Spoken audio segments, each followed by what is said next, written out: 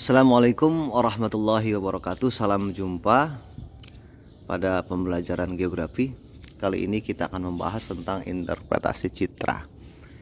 Interpretasi citra maksudnya adalah mengenali objek-objek yang terdapat pada citra, sehingga dapat kita interpretasi, dapat kita kenali tiap-tiap objeknya.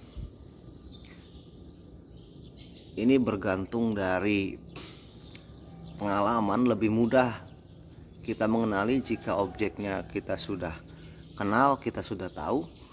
Namun kalau objeknya jauh, yang belum pernah kita kenal, belum pernah kita lihat, hanya sekali saja kita lihat pada citra, belum pernah melihat langsung, mungkin agak sulit untuk mengenali objek-objek tersebut. Oleh sebab itu, ada beberapa cara, ada metode untuk melakukan interpretasi citra. Yang pertama, kita bisa mengenali objek dengan ronanya. Rona adalah tingkat kegelapan atau tingkat kecerahan objek pada citra. Rona bergantung dari kadar air yang terkandung pada citra. Semakin kadar airnya tinggi, maka ronanya akan semakin gelap. Jika kadar airnya rendah, maka rona pada citranya semakin terang.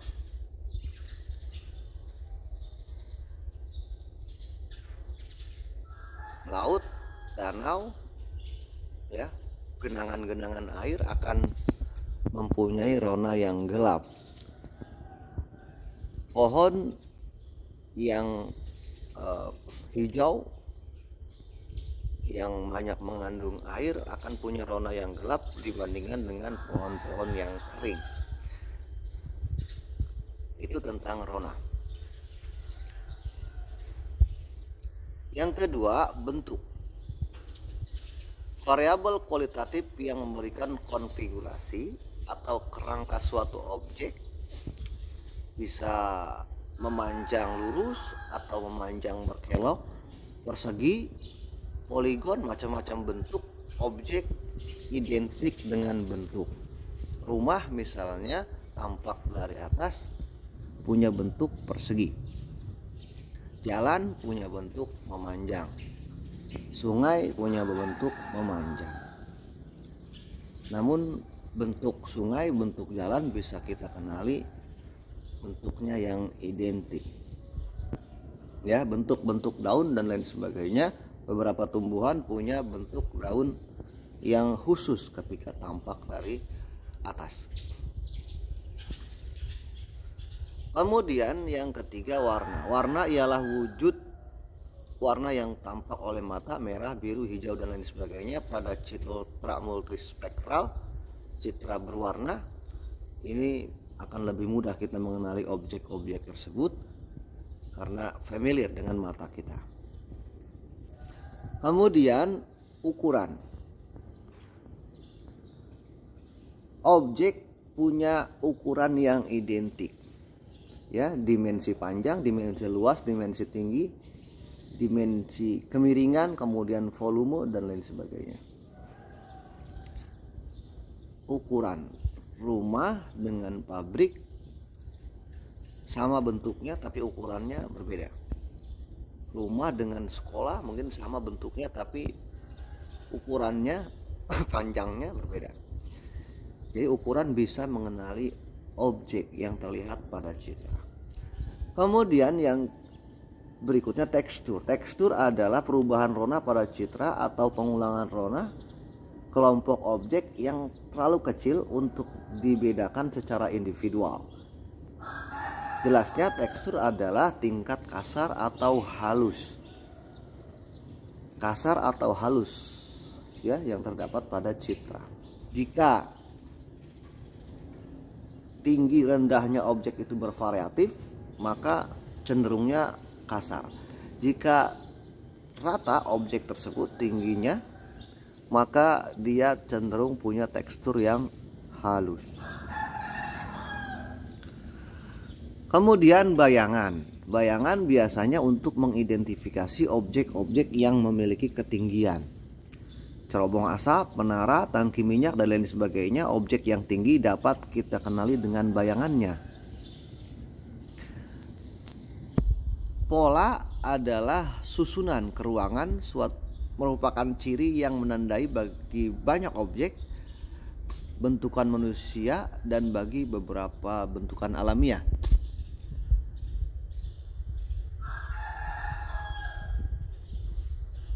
Oke, nanti kita lihat contohnya bagaimana pola. Kemudian berikutnya situs. Situs adalah letak suatu objek terhadap objek lain di sekitarnya.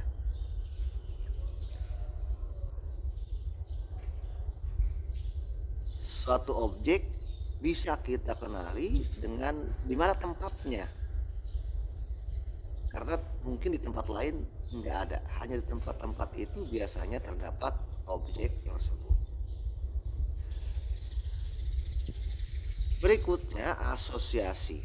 Asosiasi adalah keterkaitan antara objek yang satu dengan objek lainnya.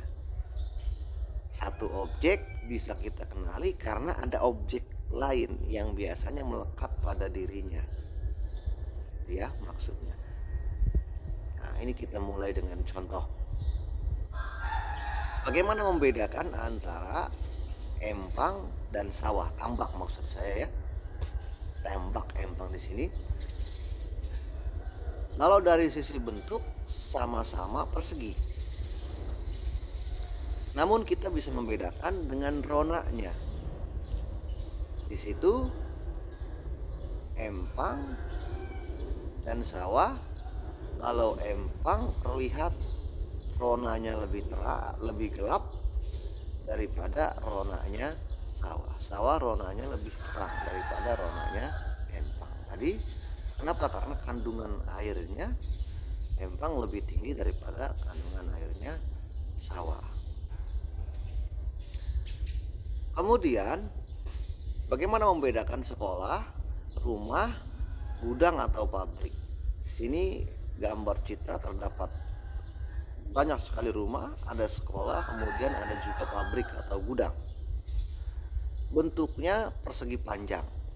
Ya, bisa rumah, bisa sekolah, bisa juga gudang. Sama-sama bentuknya persegi panjang.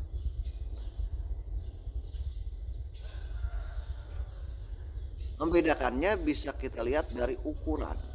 Pabrik lebih besar daripada sekolah. Sekolah juga kadang-kadang lebih besar daripada rumah.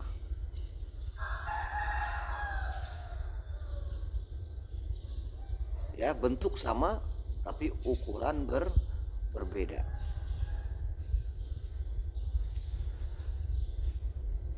Kemudian contoh berikutnya sawah dan kumpulan pohon.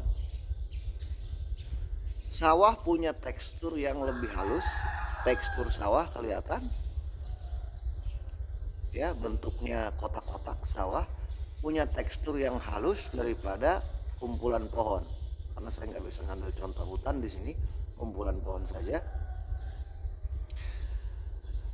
Kumpulan pohon teksturnya lebih kasar. Kenapa? Karena jika diambil gambar dari atas, tinggi pohon berbeda-beda sehingga membentuk tekstur yang kasar. Sedangkan sawah ditanam pada waktu yang sama, tumbuh secara bersama, tingginya sama sehingga membentuk satu tekstur yang halus. Kemudian Danau Kalimati. Nah, ini kita bisa kenali Danau Kalimati dari rona, dari tekstur, kemudian dari situs. Ronanya gelap, artinya itu adalah tempat yang banyak mengandung air. Ya. Yang kedua, teksturnya halus. Kondisinya rata. Datar sekali, rata sekali. Halus artinya ya permukaan air dan datar. Kemudian situsnya dekat dengan sungai. Ya, karena dekat dengan sungai, maka kita bisa kenali kalau itu adalah Danau Kalimati. Ya, yang tadinya sungainya berbelok membentuk meander, kemudian lama kelamaan sungainya lurus kembali sehingga lekukannya terpisah dari sungai aslinya, terbentuklah Danau Kalimati. Kemudian sekolah biasanya memiliki pola berbentuk I, L, R atau O. Nah, ini kita bisa kenali beberapa sekolah pada gambar ini dari polanya, walaupun bisa juga kita kenali sekolah dengan asosiasi.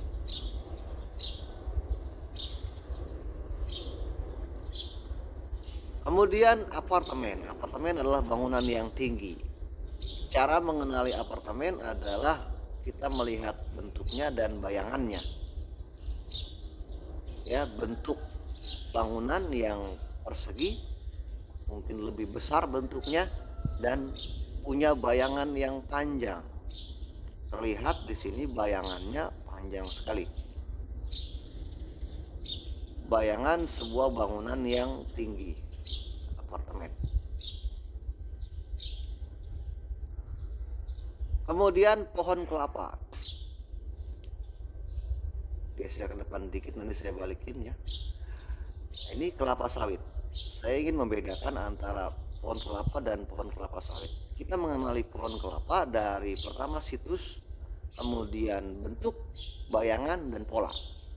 Situsnya dekat dengan pantai, daunnya berbentuk bintang bentuknya, kemudian bayangannya terlihat tampak tinggi, bayangan hitamnya terlihat sekali, kemudian pola jarak antar pohonnya renggang, tidak terlalu rapat, biar kita bisa membedakan dengan ini kelapa sawit. Bentuk daunnya sama dengan kelapa tadi, bintang ya.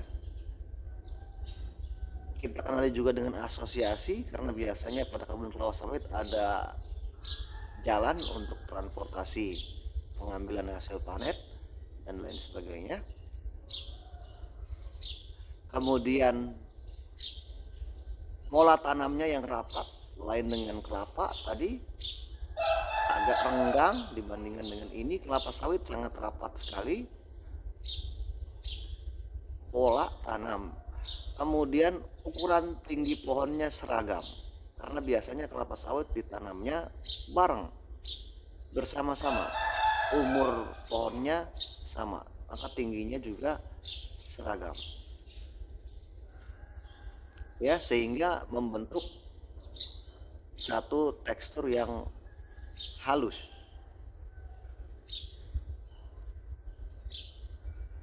Kemudian sungai biasanya berasosiasi dengan jembatan. Kadang punya warna, punya rona yang sama dengan jalan. Tapi membedakan sungai dengan jalan, kita bisa dengan berasosiasi sungai biasanya ada melintas jembatan-jembatan di atasnya. Nah, itu bagaimana cara mengenali, membedakan sungai dengan jalan. Kemudian, nah ini bandara biasanya punya asosiasi dengan ada runway dan pesawat. Ya, kita bisa membedakan mana runway, mana jalan. Ya, karena runway jalan yang putus. Ya. Kemudian ada pesawatnya. Terlihat di situ kecil-kecil tampak pesawat, ini menandakan bahwa bangunan tersebut adalah bandara. Oke, saja sampai situ tentang interpretasi cita. Mudah-mudahan bisa dipahami. Assalamualaikum warahmatullahi wabarakatuh.